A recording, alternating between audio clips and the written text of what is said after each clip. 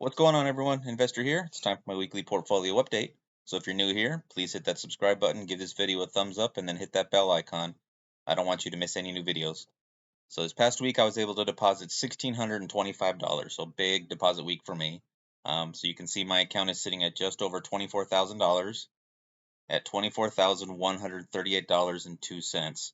So if you subtract out the deposit from last week, I'm up about 475 bucks on the week. So really great week. You could see most of it was fueled by the end of trading day Friday.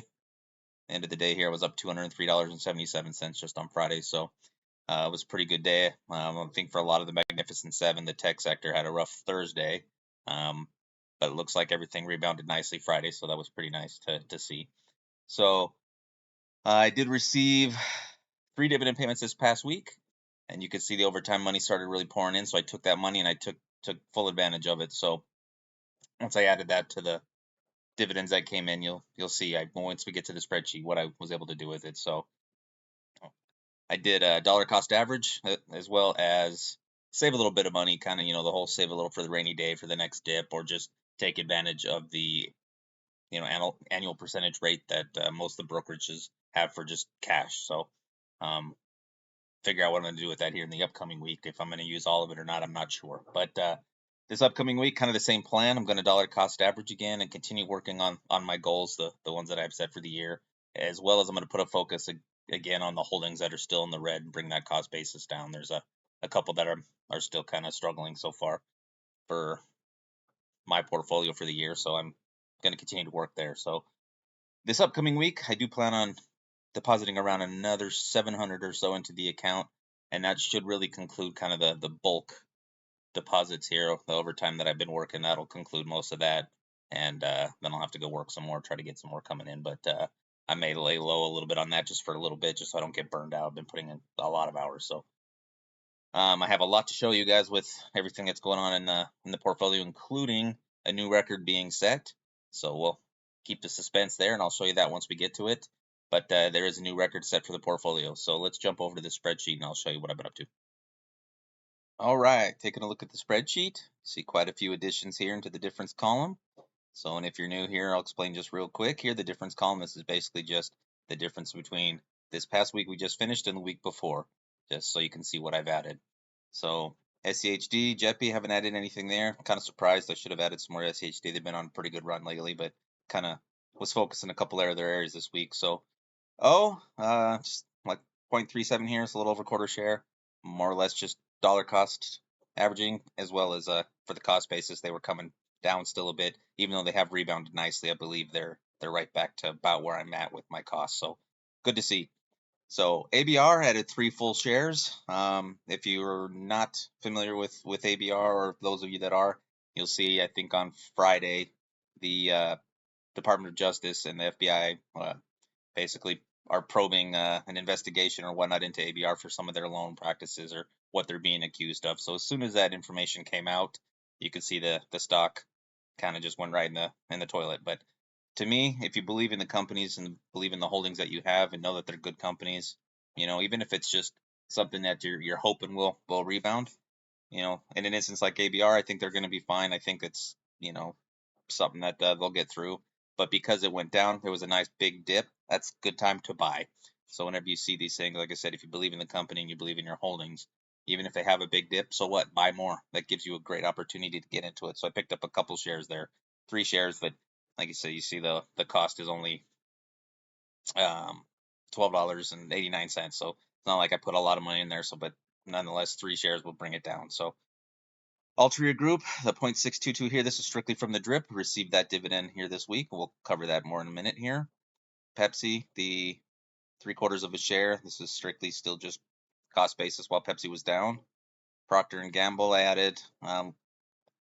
Haven't been adding much here, so I wanted to get a little bit more added to that position. Johnson & Johnson was strictly cost basis play. While they're continuing to be down a little bit, I'm going to dollar cost average, right? I'm going to try to put some in there and try to bring that cost down on what I have. So there isn't a whole lot of shares there. Colgate-Palmolive, 0.36 shares added, strictly as a part of the goal for the year, just continually trying to add there. Starbucks, you see I added 2 full shares. Starbucks continues to struggle.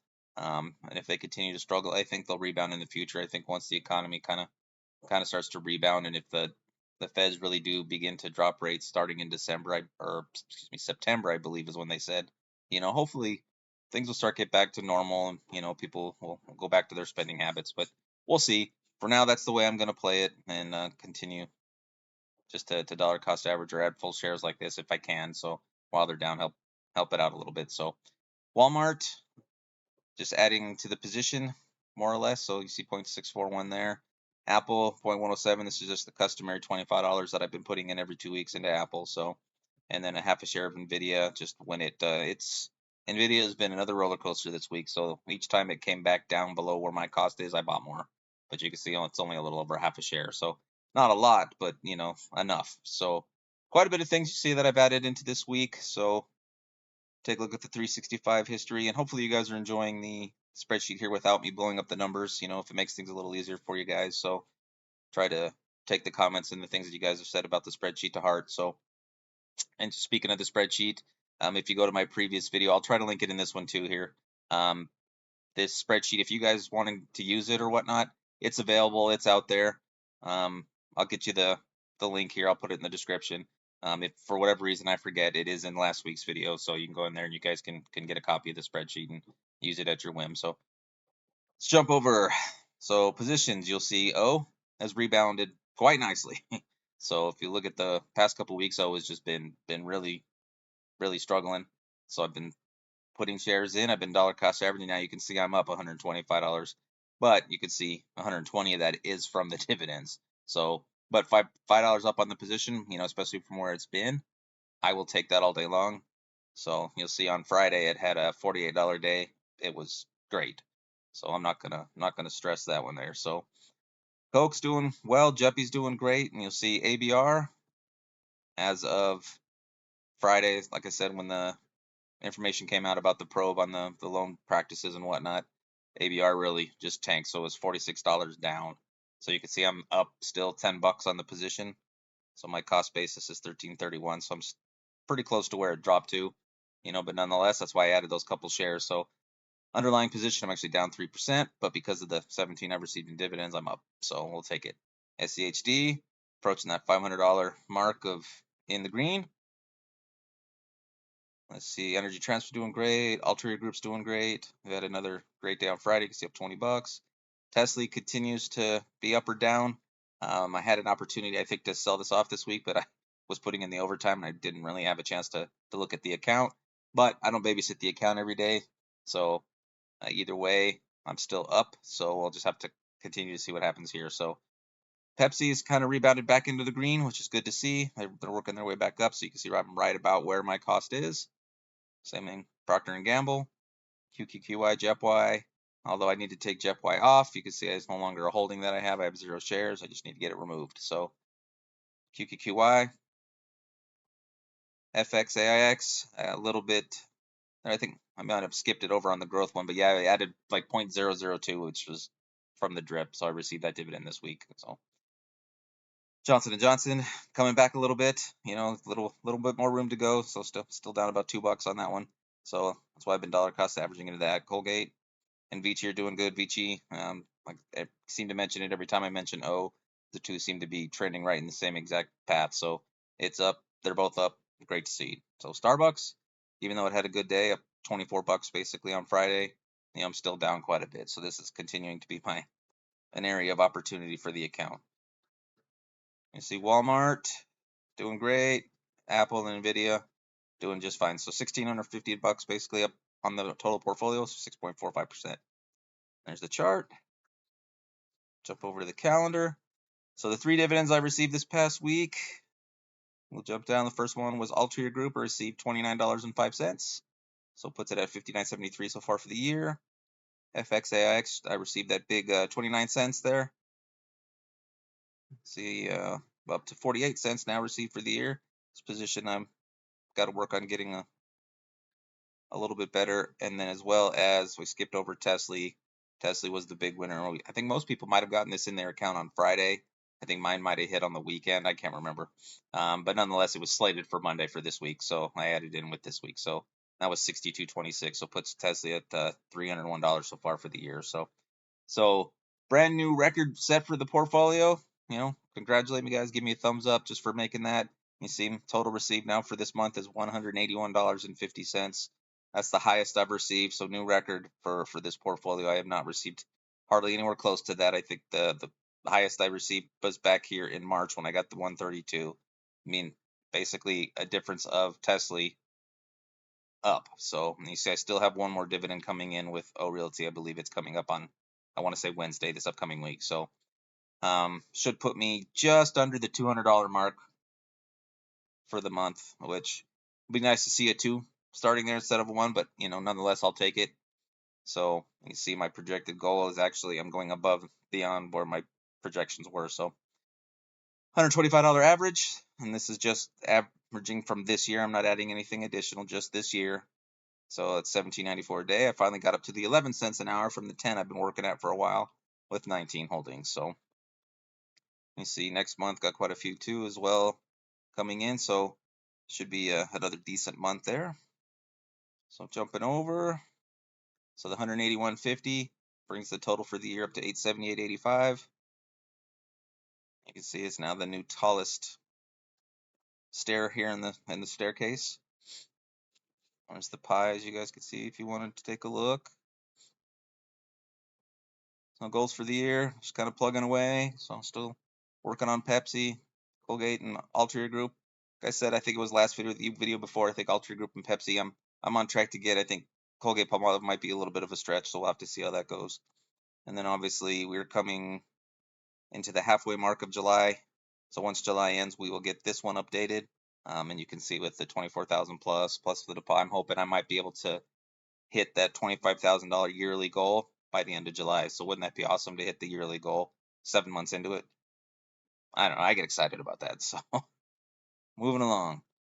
So the 181.50 received so far this quarter. So you see, it's under 51% over the previous quarter, but I'm 2 weeks into this quarter, so I am not worried about that number at all. It should take care of itself. So you can see where we're at here for quarter three this year versus last. So doing relatively well, as you can see the previous two quarters. 878.85 for the year. See the difference there. So $1,233.88 total dividends received since I started tracking this, which was the beginning of last year. So basically a year and a half, which averages out to about $77 a month from doing the way that I'm doing it. Now, obviously, a lot more money can be made. People put a lot of money into Yield Max and Defiance and those type of things just to make the dividend. I'm trying to do things a little differently, taking a different approach, and not saying anybody else's is wrong. That's just not an approach for me. I do have a couple of them, obviously, but it's something that I'm just using to supplement. I'm not trying to put a lot of money into that in hopes of making a lot back. I want companies that I can just hold on to and I don't have to worry about for the next 30 years. So moving across, projected income. I always mention I want to hit that $200 line here with all the holdings. So that continue to be my focus coming up here probably next year as I starting to think about goals for the next year. Let me see the projected and the growth here. You can see the new spike. I mean, this spike is by far higher than any other, so it's good to see. So it puts that trend line shooting straight back up. So we still have a little bit more to go. So it should fall just under that $200 mark. And then, of course, we'll get this updated here at the end of the month. So anyway, guys, so that's what I've been up to this week. Quite a bit, few things added, but quite a bit done to the portfolio. Please continue to leave comments. I try to respond to all you guys. If I somehow missed one, I apologize. Not my intention, but I do take all your guys' comments to heart. Try to read and study and do things that you guys have mentioned. Continuing to learn every day, trying to grow as an investor. This is something that I'm going to be in for life. So if you guys have any questions or comments, please leave those below. Like I said, I'll try to get the link to the spreadsheet down there as well, so you guys can have that. So hope you guys had a great week. I'll catch you next week. Happy investing.